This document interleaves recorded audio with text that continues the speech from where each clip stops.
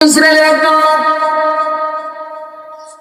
একটা নয় দুইটা নয় 99টা খুন করার পরে তার অনুশোচনা হলো আমি কি একটা নয় দুইটা নয় 99টা আমি খুন করেছি।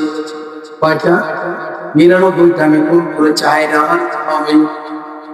বনি ইসরায়েলের লোক চিন্তা করলেন আমার জীবনে এত গুনাহ হয়ে গেছে, বিশেষ করে আমার দ্বারা একটা নয় দুইটা নয় 99টা খুন হয়ে গেছে। বলে খুন করা কি ভালো কাজ না খারাপ কাজ?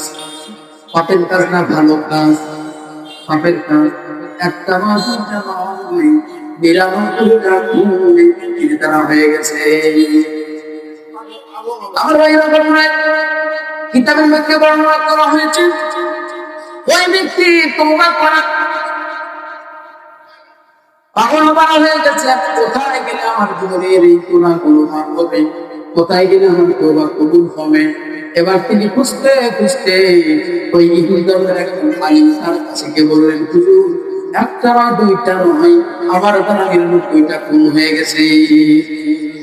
কয়টা? 99টা খুন। এবার যখন ইহুদি আলিম যখন বলছেন 99টা খুন হয়ে গেছে, পরশু কি আল্লাহ হয়তো এতগুলো গুনাহ 99টা খুনের গুনাহ হয়তো আল্লাহ না মাফ করতে পারেন। এই যে এই কথা আপনি বলেছেন, আমার ওই ব্যক্তি আমরা বলতেছে শেষ পর্যন্ত ওই আলেমকে খুন করেছে। এবার বলেন সংখ্যা কয়টা? 99 আর এক কয়টা হবে? 100টা সেঞ্চুরি। 100টা খুন করার পরে আবার সে এলাকায় চলে গেছিল। যাওয়া হাইরে আমি কি ভুল করলাম? আগে তো 99টা পুরা মাত্রা হয়ে গিয়েছিল। আমার শেষ পর্যায়ে একজন আরেকজন আমি খুন করে ফেললাম। হাইরে আমি কি করলাম? রাগের মধ্যে আমি ফেললাম। হাইরে কি হলো আমার দ্বারা? আবার সে অনুসূচিত হবে আমার উপর বলা শুরু করে দিলেন। কোথায় গেলে তার কাছে গেলে আমার তওবা কবুল হবে, আমাকে সঠিক পথ দেখায় দিবে। এই জন্য তিনি আবার পাগল করা হয়ে বিভিন্ন জায়গায় গিয়ে এবার তওবা করার জন্য তিনি ছোটাছুটি করতে লাগলেন। লোকজনে বলাবলি শুরু করে দিলেন, কোথায় গেলে আমার এই গুনাহ গুলো মাফ হবে? একটা নয় দুইটা নয় 100টা খুন। এই চিন্তা করতে করতে সমস্ত লোকজনের পরামর্শ দিল, অমুক এলাকার মধ্যে গুনাহ আছে, আমাদের বিশ্বাস আমি কাছে গেলে আমার একটা পথ, আমার একটা রাস্তা দেখায় দিবে। তুমি যদি তওবা করো, তওবা করার পরে আল্লাহ তোমার 100 গুণের গুনাহ আল্লাহ রাব্বুল আলামিন মাফ করে দিতে পারে। কয়টা? 100 গুনাহ। 100 গুণের গুনাহ মাফ করে দিতে পারে। গুণ আশা নিয়ে এবার চলে গেলেন বিদ্যালয়ের কাছে। যাওয়ার পরে বললেন, হুজুর একটা নয় দুইটা আমার দ্বারা প্রথমে 99টা খুন হয়ে গেছে। এরপরে একজন আলেমকে শেষ পর্যন্ত আমি খুন করেছি। বলেন আমাকে আল্লাহ মাফ করে দেবে কিনা? আমি তো আপনার কাছে আসলাম, হুজুর আমার একটা পথ দেখায় দিবেন, যে পথটা যে পথ অবলম্বন করলে তওবা করলে যে পদ্ধতিতে আল্লাহ রাব্বুল আলামিন আমার জীবনের সব গুনাহগুলো মাফ করে দিবে, সব গুনাহ মাফ করে দিবে। এবার ওই দ্বিতীয় আলম এখান থেকে অমর দূরে একটা বস্তি আছে, সেই বস্তিতে কিছু লোকজন আছে, তারা সেখানে সবসময়ের জন্য আল্লাহ আল্লাহ জিজ্ঞাসার মধ্যে রয়েছে। আমার মনে হয়, আমার বিশ্বাস, তুমি সেখানে গিয়ে তাদের সাথে গিয়ে সেখানে আল্লাহ করার, আল্লাহ তোদের কাছে খালেস নিয়তে সহি নিয়ত করে তুমি যদি এই পারের কাছ থেকে যদি থাকতে পারো, তওবা করতে পারো, আল্লাহ তুমি যা করেছি আমাকে নিজকে ক্ষমা করে দাও। আমার বিশ্বাস অবশ্যই আল্লাহ রাব্বুল আলামিন তোমার জীবনের সমস্ত গুনাহগুলো মাফ করে দিবেন।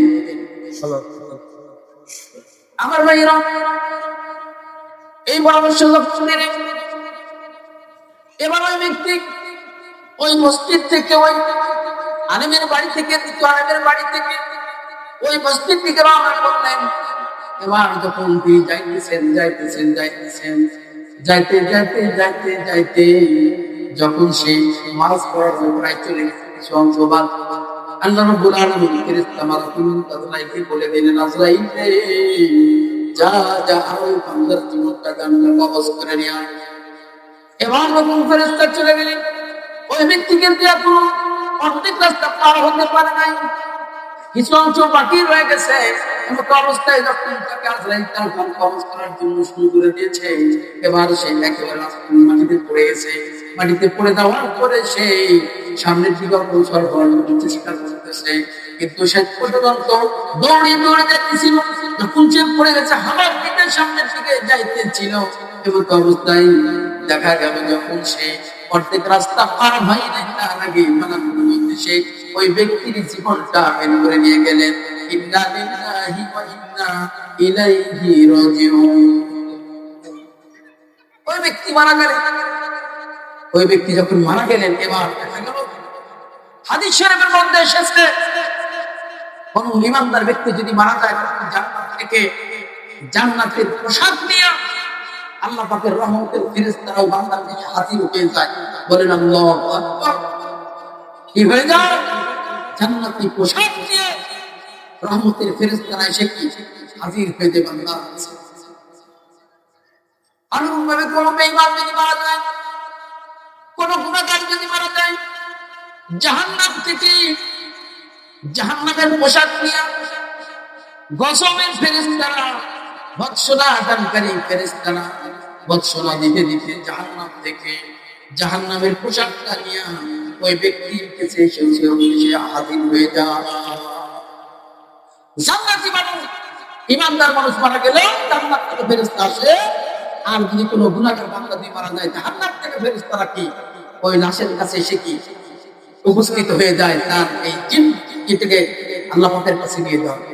কিন্তু এই ব্যক্তির ক্ষেত্রে দেখা গেল এই ব্যক্তি একটা দুইটা নয়, ৯৯টা শেষ পর্যন্ত ১০০টা কি খুন করেছে।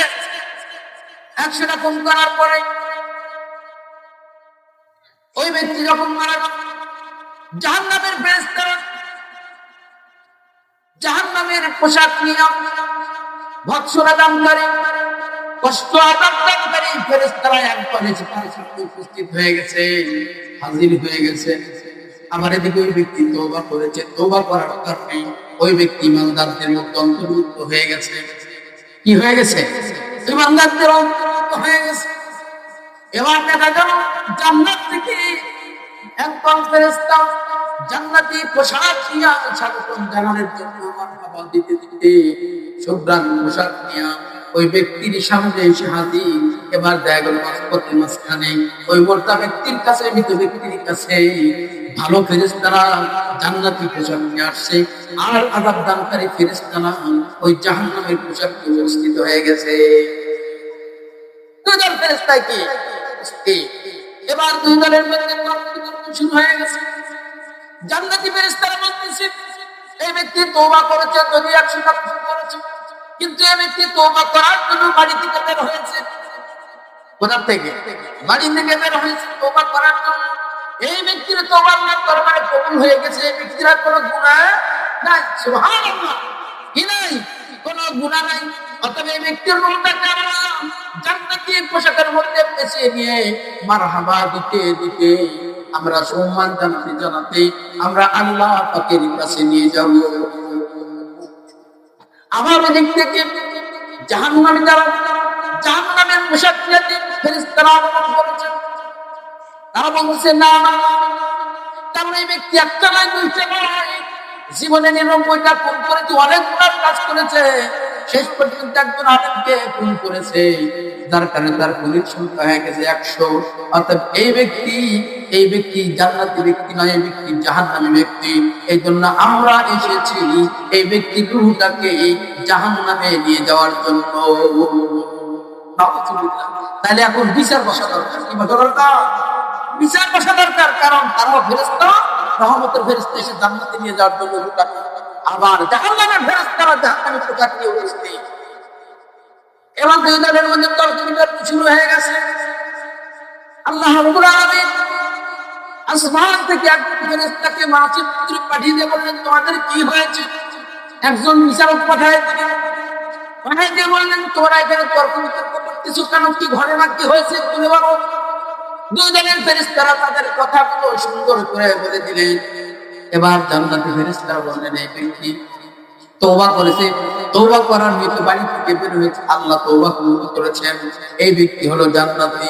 এই জন্য আমরা তার মুখটাকে স্বাগত জানানোর জন্য মারহাবা দিয়ে আল্লাহ পাকের কাছে নিয়ে যাওয়ার জন্য আমরা এসেছি। অনুরূপভাবে জাহান্নাম থেকে যে ফেরেশতারা জাহান্নামী পোশাক নিয়ে আসছে, তারাও বলতেছে আমরা এসেছি এই ব্যক্তি একটা নয় দুইটা নয়, ৯৯টা খুন করেছে, এরপরে একটা আরেক ব্যক্তিকেও খুন করেছে, এই ব্যক্তির অনেক গুনাহ। অতএব জাহান্নামের পোশাকের মধ্যে পেঁচিয়ে নিয়ে আমরা আরো সাহায্যে জাহান্নামের মধ্যে নিয়ে যা রাখবো। দুইজন সুন্দর করে কি করলেন, এই তাদের বক্তব্য পেশ করলেন। এবার ওই ব্যক্তি বললেন এক কাজ করো, কি করো, এই ব্যক্তি জান্নাতি না জাহান্নামী, তাহলে এইটা একটা করে কাজ করতে হবে, তাহলেই এখানে কি সমাধান পাওয়া যায়। বললেন কি কাজ?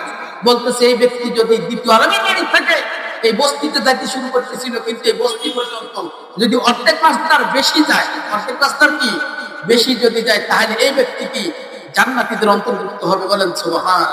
তাহলে জান্নাতের ফেরেশতারা জান্নাতের পোশাকের মধ্যে রূহটাকে জড়িয়ে নিয়ে আরো সাহায্য আল্লাহ পাকের কাছে নিয়ে যাবে। আর বলতেছেন যদি এই ব্যক্তি অর্ধেকের বেশি রাস্তা দিয়ে না যেয়ে থাকে, অর্ধেকের যদি কম যায়, তাহলে বিচার হলো, ফয়সালা হলো যে এই ব্যক্তির রূহটাকে জাহান্নামের ফেরেশতারা জাহান্নামের পোশাকের মধ্যে পিছিয়ে নিয়ে তারা আল্লাহ পাকের কাছে ভর্ৎসনা দিতে আল্লাহ পাকের কাছে নিয়ে যাবে। শেষ পর্যন্ত অবশেষে রাস্তা মাপা হলো, বস্তি থেকে শুরু করে দ্বিতীয় আলেমের বাড়ি পর্যন্ত, দ্বিতীয় আলেমের বাড়ি থেকে বস্তি পর্যন্ত মাপা হলো। যেখানে ওই লোকটা মারা গেছে অর্ধেকের বেশি গেছে কি যায় নাই, শেষ পর্যন্ত দেখা গেল, কিন্তু আসলে এই মাপার আগে দেখা গেল ওই ব্যক্তি অর্ধেকের একটু কমই গিয়েছিল, এক বৃহৎ পরিমাণ কম ছিল, কিন্তু আল্লাহ রাব্বুল আলামিন তার বান্দাকে ক্ষমা করে দিয়েছেন, বান্দাকে ক্ষমা করে দিবেন, বান্দাকে জান্নাতে পৌঁছায় দিবেন। সেই জন্য আল্লাহ রাব্বুল আলামিন সেখানকার মাটিকে হুকুম দিয়ে দিলেন, মাটিরে আমার বান্দার জন্য, আমার তওবাকারী বান্দার জন্য সেখানে মাপ চলতেছে। যদি অর্ধেকের বেশি কিছু না যেতে পারে, তাহলে জাহান্নামের ফেরেশতারা তাকে জাহান্নামের পোশাক করে তাদেরকে নিয়ে তাকে নিয়ে যাওয়া হবে। আর যদি অর্ধেকের বেশি চলে যায়, ওই ব্যক্তি জান্নাতি হিসেবে ঘোষিত হবে, এবং ওই জান্নাতি ব্যক্তির রূহটাকে জান্নাতের পোশাকের মধ্যে তাকে পেছায় নিয়ে সংবাদ দিতে দিতে মারহাবা দিতে আমি আল্লাহ পাকের কাছে দিয়ে আসবে। আর দেরি করিস না আমাকে, আমি তোর স্রষ্টা, আমি খালেক, আমি হুকুম দিতেছি এমন করে একটা ঝাঁকুনি মারো, এমন যদি একটা কাঁপুনি মারো, যাতে করে যেইটুকু কম আছে এই ঝাঁকির কারণে যেন এই জমিনের যে বাকি অর্ধেকের যে কম ছিল, ঝাঁকির কারণে আমার ওই বান্দাকে তুমি অর্ধেকের চাইতে বেশি দিয়ে দাও। সুবহানাল্লাহ। মাটি এমন ভাবে ঝাঁকুনি মারলে, ঝাঁকুনি দেওয়ার পরে ওই ব্যক্তি মেপে দেখা গেল অর্ধেকের চাইতে বেশি চলে গেছে। বলেন সুবহান। তাই বলছেন হাবিবুল্লাহ, যারা তওবা করে তারা হলো আপনার, তারা কি আল্লাহর। আমরা যদি তওবা করতে পারি, তওবা করার আল্লাহ রাব্বুল আলামিন এই ব্যক্তিকে যেমন সুন্দরভাবে তওবাকারীদের অন্তর্ভুক্ত করে জীবনের গুনাহগুলো মাফ করে দিয়েছে, আমি আপনি যদি তওবা করতে পারি, তাহলে আল্লাহ রাব্বুল আলামিন আমাকে আপনাকেও মাফ করে দিবে। একটা নয়, দুইটা নয়, 100টা খুন করার পরেও সে কি তওবা করেছে, তওবা কবুল হয়েছে, ওই ব্যক্তি জান্নাতের মহান হয়ে গেছে। বলেন সুবহান।